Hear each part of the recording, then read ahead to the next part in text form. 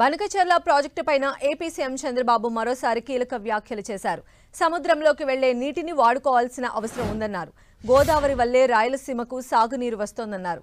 ప్రస్తుతం కృష్ణా డెల్టాకు గోదావరి ద్వారా నీళ్లు ఇస్తున్నామని, గోదావరి నుంచి 2000 టీఎంసీలు సముద్రంలోకి కలుస్తూ ఉంటే అందులో కేవలం 200 టీఎంసీలు వాడుకున్నా రాయలసీమలోని అనేక ఎకరాలను సాగులోకి తీసుకురావచ్చన్నారు.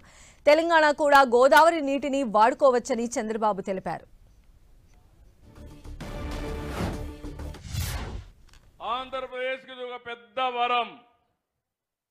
గోదావరిలో ఈ రోజు నీళ్లు 2000 టీఎంసీ సముద్రం లేకపోతున్నాయి. ఇది ఒక్కరోజు కాదు, 100 సంవత్సరాల చరిత్ర. సరాసరిన 2000 టీఎంసీ నీళ్లు సముద్రం లేకపోతున్నాయి. 200 టీఎంసీ నీళ్లు ఇటు ఆంధ్రప్రదేశ్ వాడుకోగలిగి, అవసరమైతే 100-200 టీఎంసీ నీళ్లు తెలంగాణ వాడుకుంటే 2 రాష్ట్రాలు సుభిష్టం అవుతాయని చెప్పి కూడా నేను మీకు తెలియజేస్తున్నా. నేను ఇక్కడ వాడేది వరద జలాలు, సముద్రంలోకి పోయే నీళ్లు, ఎవరు వాడని నీళ్లు మనం వాడుకునే అవకాశం ఉంటుంది.